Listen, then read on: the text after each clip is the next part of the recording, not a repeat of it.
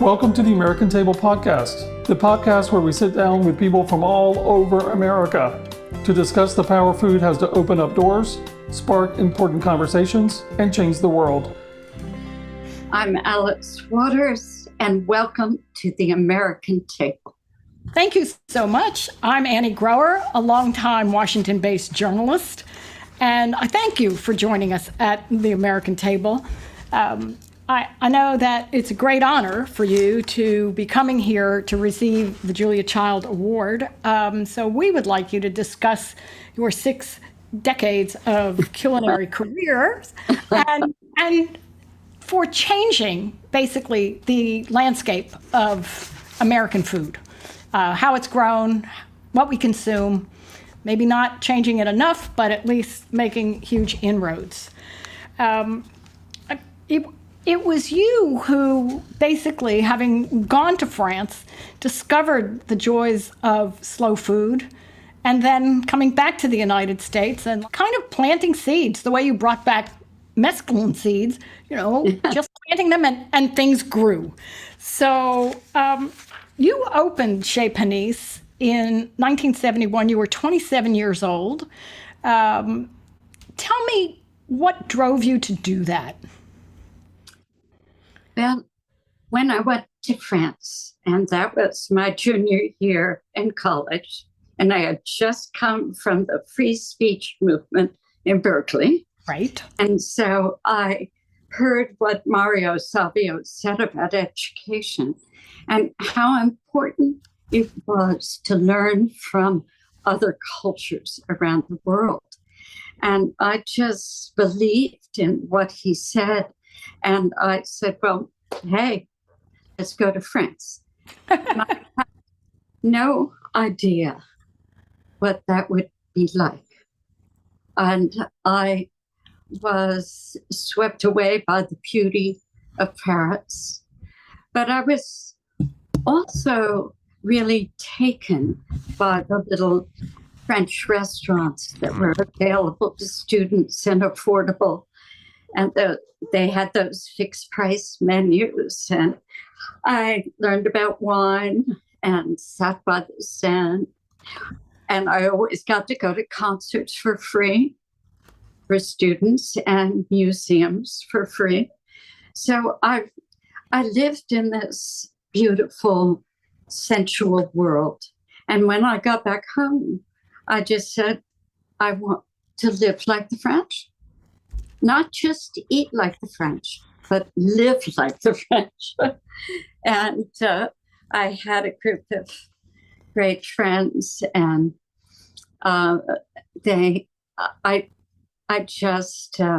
we started cooking together. And that's when I met Lindsay Shearer, who lived up the street from me. And I didn't know her before that time. And she ultimately said, well, maybe we should open a little French restaurant, and then the food will come. We'll find that delicious food.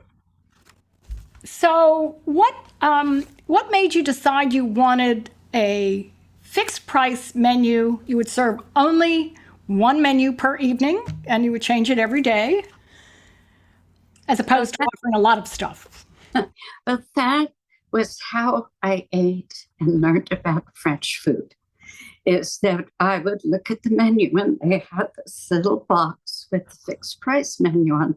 And it was things I had never heard about, like the mesclun salad. And when I tasted it, I just kind of fell in love, or it might be fraise de bois. And I had never tasted a strawberry like that in my life. And I said, where did it come from? And of course, came from the woods. And people went to pick them in the fall. And, and when they were over, they were over. And the idea of seasonality was a revelation to me. But I didn't really deeply understand that until I connected with the people who were growing the food in California And fortunately, I had good luck to meet Bob Kennard, who was a regenerative organic farmer.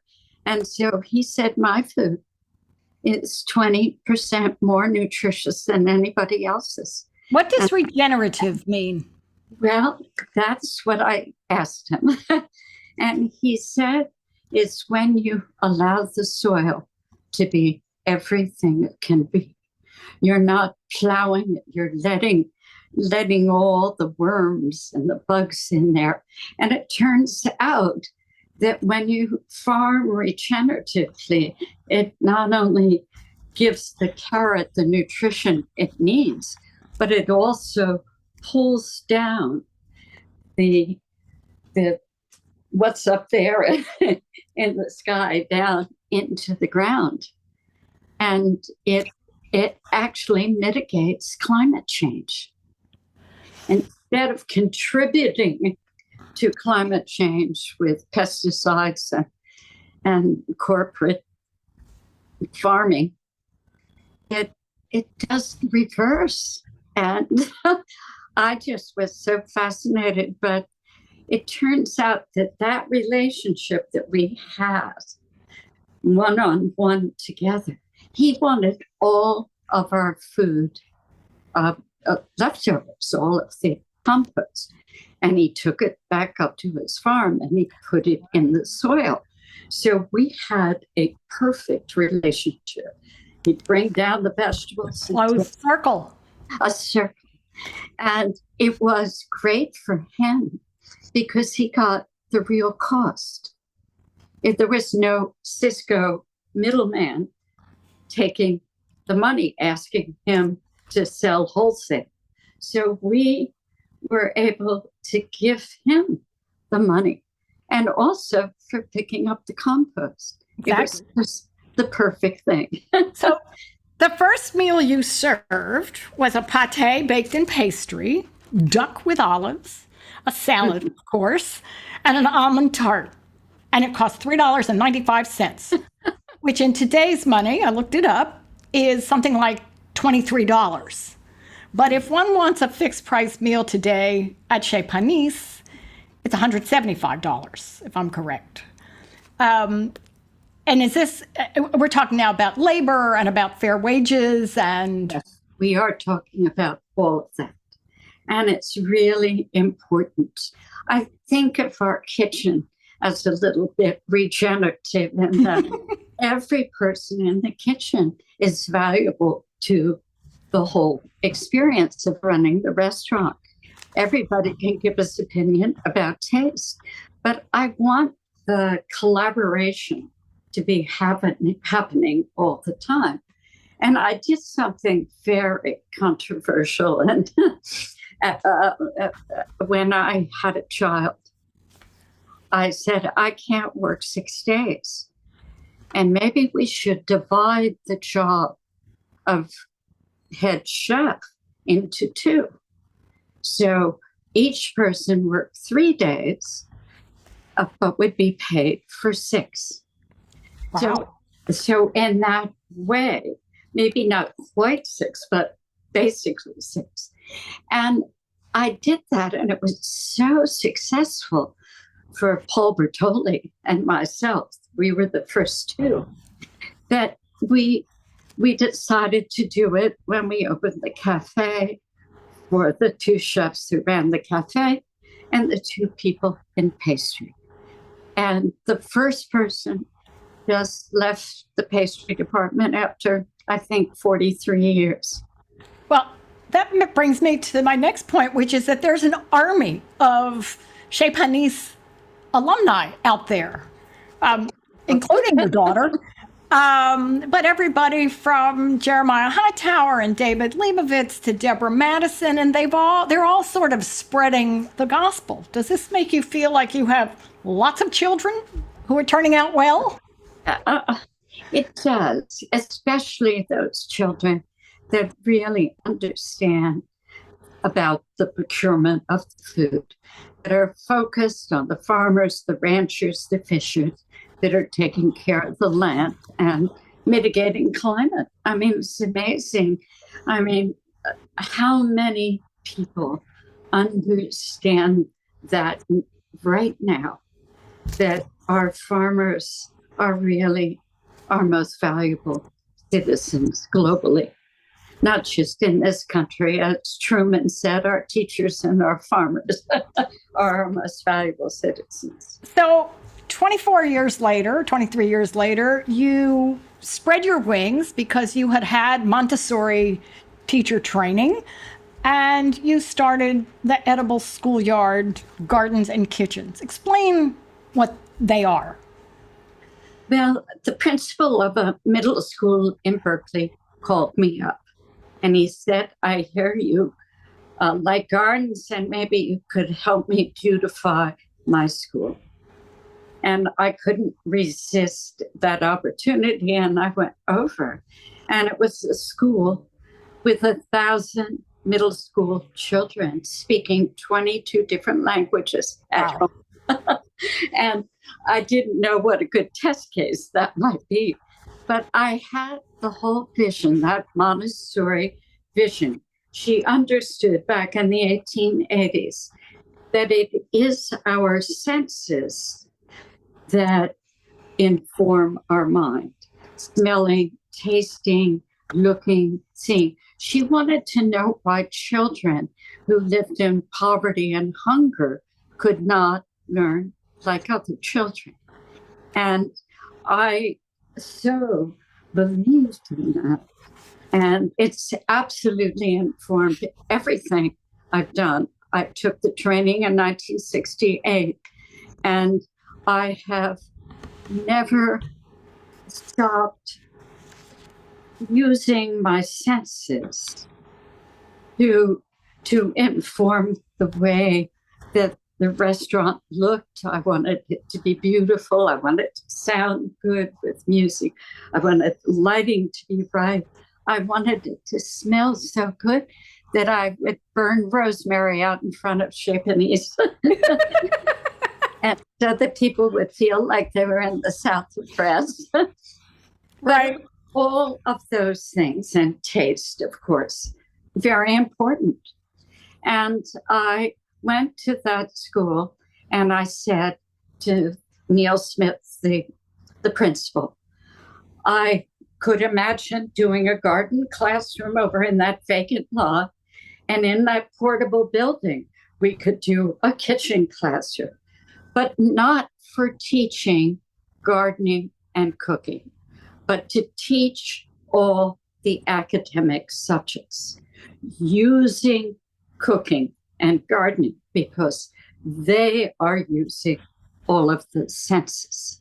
And then I said, oh, and out in that blacktop, let's build a cafeteria and serve school lunch with all the kids sitting down to eat in two seatings. It's good that you dream small, Alice. I did. To say. I said, all organic and regenerative food, of course. And he said, Alice, I'll get back to you. So when you opened Chez Panisse, you had said that it would not be about politics, even though it was kind of rising from the free speech movement, and your friend Bob Scheer had just lost a pretty bitter congressional race. By the way, if he had won, would you have gone to Washington to work for him? Who knows? So now you are being recognized by your peers. This is not your first phenomenally major award, but it's a big one. How do you feel about this latest recognition? Well, I'm very emotional about it because I knew Julia Child. And in one way, I don't think Chez Panisse could have been accepted at the beginning if it hadn't been for Julia Child's mastering the art of French food, opening up this country to food and how to cook it. And I don't say that sort of, just because she was important in my life, but because we were so, at that point, really into fast food in the 50s. And so to really turn that around and get people to pay attention, it took a very powerful voice. And she had that. And I loved her television programs and the way that she always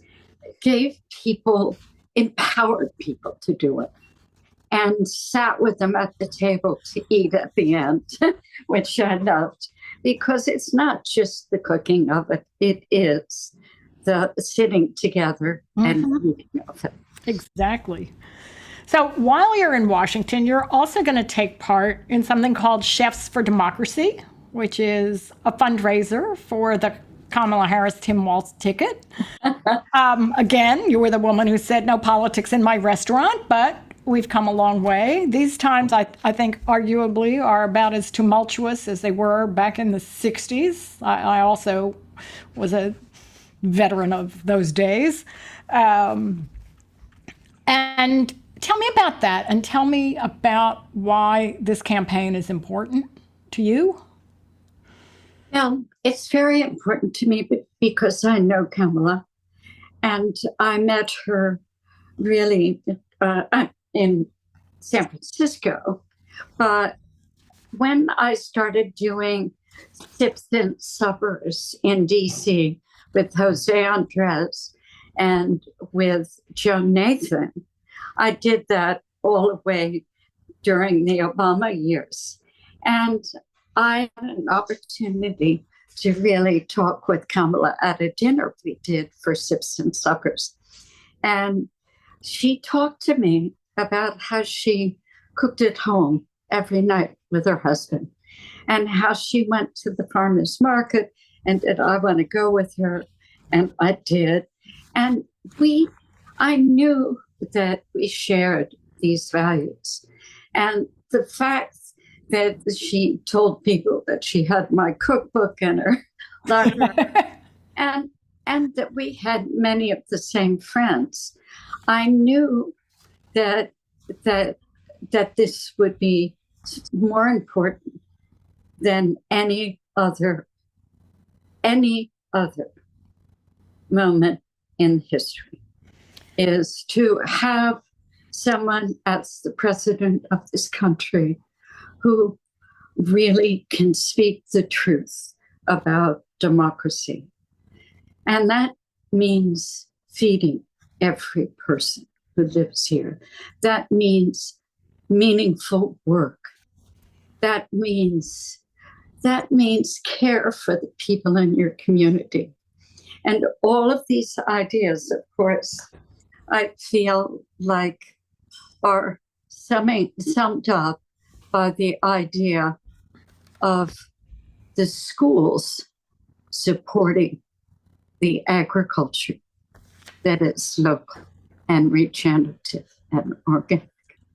So one of the things that you wrote in your memoir, which I thought was terrific, and I have a memoir in progress that's been in progress for decades, so I'm really thrilled that you got yours out, said that that food is the most political thing in our lives, and that the decisions we make about what we eat have daily consequences, which can change the world. What does that mean exactly? That means that you can support the sort of fast food set of values, which is against, nutrition, against facing climate. It's actually supporting climate change. It's against building community. It's everything that the idea of eating fast, cheap, and easy. It's a set of values that is against everything that I believe in. So it's important for me, really important, for us to vote with our forks. as we have heard. And that means right now something much more important. And I do believe that we have to connect with everybody on this planet. There are farmers and teachers and schools around the world. This is an idea that could globally address climate, health, community, and deep nourishment that comes, from my point of view, when you share food, when you connect with your children at the table. I mean, I can't imagine that we abandoned that idea. I guess when it came to TV dinners, back in the 50s. But it's something very, very serious. And because we have to do that every day to live, it makes it a decision that is extremely important right now. And I think back to World War II. My parents had a victory garden. Yeah, Everybody was encouraged. They shared food with their neighbors.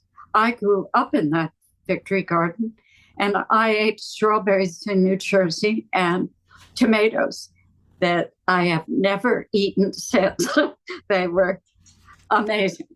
And yes, we have to learn to preserve food. And yes, there are people that know a lot about that, not only in this country, but around the world. Elliot Coleman up there in Maine has a greenhouse all winter long, and he closes it at the end of the school year. Oh, interesting. Because there's summer food. Yeah. Can I just stop here and change the subject a bit, Yes. which is, what do you tell young people, especially, who may feel excluded from the political system about how to get engaged? I mean, do they learn this at the edible schoolyard? Do they, because we don't teach civics anymore. So how do we? We don't teach anything in school anymore. We're teaching to a curriculum and not teaching the values that we need to live on the planet. And that includes everything. I mean, when I was a kid, at least we had a skeleton in the classroom, and we could figure out where all those parts of our bodies were and what they needed. But I think that Montessori, learning by doing, is the best way to learn. I know that is. That book learning for some people is possible, but for everybody else, it's really doing it yourself, using yourself. Have you lobbied lawmakers on Capitol Hill here in Washington, and have you lobbied back in California? Oh, I've lobbied everywhere, but I really have to show you something that is astonishing. And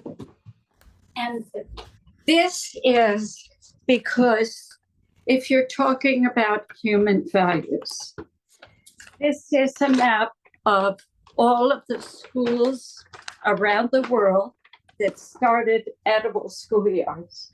And there are close to 6,000 of them, is that right? 6,500 schools around the world. And many of those people came to our annual training. But many of those people read about it and heard that this was a way to teach, a Montessori way to teach that was incredibly effective. We started 6 of them around the country to make sure it could work in a big city like LA or in New York. And then we wanted to know whether it worked in a different culture like New Orleans or North Carolina or upstate New York, Right. that the weather was different. And every place has become a center for edible education. And I know that is terribly important, but more important than that is that we are able to address climate change before the UN deadline of 2030. And that's why I'm focused on the procurement of food globally and focused it on the procurement of food in schools that already exists that could be put to local regenerative farmers, ranchers, fishermen, everybody. So I want now to go, I'm afraid, from the sublime to the semi-ridiculous, which was a time back in the 1970s, I think, when Playboy magazine chose Chez Panisse as one of the top 25 restaurants in the country. And you went to New York and made a salad in James Beard's salad bowl. So tell me about, you said at one point you said, I was so embarrassed, I was so mortified. I was looking at these ice sculptures and, elaborate lobsters. But tell me about how greens carried the day. Well, I was so surprised when there were write-ups in the New York Times about that event, and people talked about me bringing a salad and how unusual it was. And I felt in a way vindicated by the aftermath of it. But it was a very excruciating experience. I felt like I was naive to the world of food. But it turned out in the end that all of those really fancy chefs in New York became friends of mine. And I was just with Jean-Georges Van the other week. And I was so touched that we remembered each other so deeply.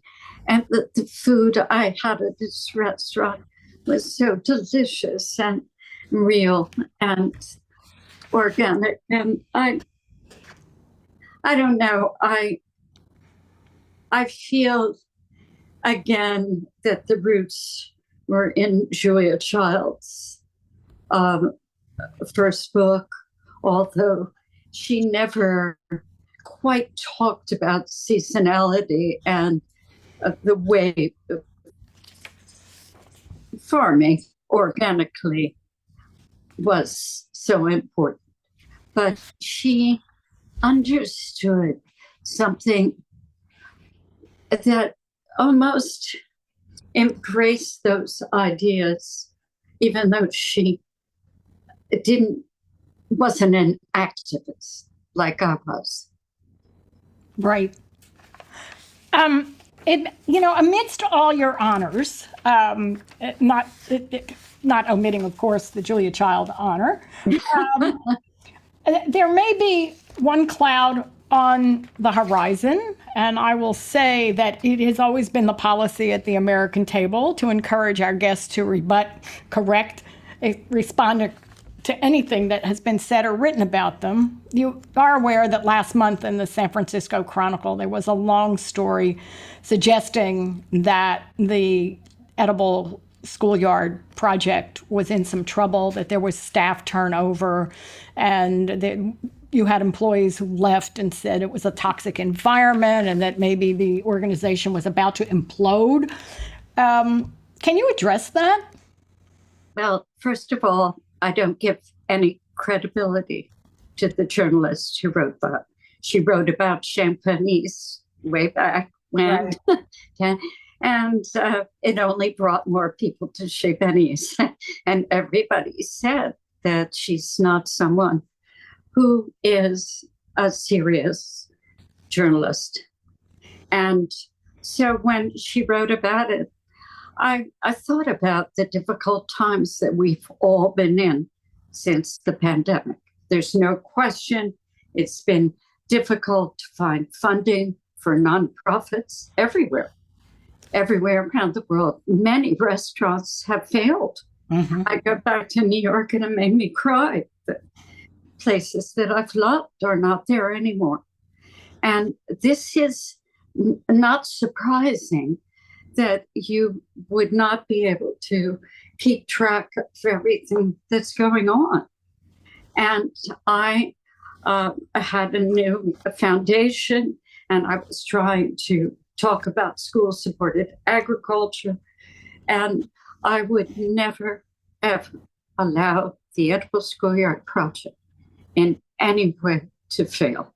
I can promise everybody who had supported it in the past and hope will in the future that it will always be a place that is teaching, where teachers love to teach, where they're paid well to teach, and where that message goes out to the world. And it may not happen immediately, but it will happen within this year. So I have one final question for you, and that is, at the ripe age of 80, what's next? Well, I don't think I'll ever stop my activism. And I look to Jane Fonda, even though I can't speak like she can. I just see that she is very important to a lot of young people who care about climate. And I want to be speaking the truth. And I was just on book tour in Japan, and I was so taken by their care for children, older people, how they teach, how they connect to the land, to beauty, to all of the values that I treasure. And I know that it's important to learn about other cultures and to bring that to this culture of ours. And I can't stop until I stop. But I think that it's important that we really, education is my place. It's no question. If we don't teach the next generation, I really worry for our democracy. Well, that was going to be my last question, but then I recalled one other thing. I feel like Columbo in these interviews. Just one more question, ma'am. And that is, you said that home gardens may save democracy. Well, I do feel that way. And I know the famous gardener, Ron Finley, really believes that those gardens can change your life. And during the pandemic, I planted a victory garden in my front lawn. And I took over that little space between the sidewalk and the street, which is where Ron Finley planted his first garden. And I know that my planting that garden brought people from the neighborhood to my doorstep, asking questions like, what should I plant? How do I keep the deer away? Oh, I would love to show you what I've done. And it connected me with people I didn't know that were living next door. And so it's not only giving you the reassurance that you'll be able to feed yourself, like it happened during World War II, Exactly. but it's also empowering you. And that's what happens at the Edible Schoolyard. You put a little seed in, and when it grows, you just feel like, oh my God, I grew that. I grew that tomato. How could that be? You're connected with nature. And nature is really our mother. And she knows that we need to have her, not only her beauty, but her nourishment to thrive on the planet. And I can't say, I look at my redwood tree out here whenever I need a little lift. And I can't say enough about the power of nature, and because that's where our food comes from, that we could really change the world. Well, I'll leave you with a funny little story that I actually turned into a book for a little girl when she was born. And that is, I live in an apartment on the 6th floor. And the microclimate is the Gobi Desert. It's always sunny and hot or windy or storming. But one day I discovered an oak seedling, a little baby oak tree. And I realized that the squirrels actually could get up to the 6th floor and bury their acorns, and they would grow next to my rose bushes and my zinnias. And I have now given away probably a half dozen oak tree seedlings to friends because, I mean, the gift of a tree is pretty extraordinary. And I'm going to try that. Maybe you want your squirrels to hang around. Alice, I can't thank you enough for joining us. This has been terrific. The American Table readers are going to be thrilled to hear what you've got to say. And now it's my turn to sort of rattle the tin cup. If you all out there like the work we're doing, please subscribe. You can subscribe for free, but we'd rather you pay. You get bonus content, $5 a month, $50 a year, and you get to have conversations with people like Alice Waters. So thank you again for everything, and I'll see you when you're in DC. I can't wait. Thank you so much. Bye-bye. Thanks. Thank you for listening to this episode of the American Table Podcast. If you enjoyed it, please leave us a rating or review on Spotify or Apple Podcast. Be sure to visit the American Table on Substack for more stories about the intersection of food and politics, and to get access to our exclusive articles, recipes, bonus podcast episodes, and award-winning American Table original films and video content. Join the American Table as a paid subscriber for just $5 a month or $50 a year. Until next time, I leave you with a quote from Anthony Bourdain. Barbecue may not be the road to world peace, but it's a start. Thank you for joining us.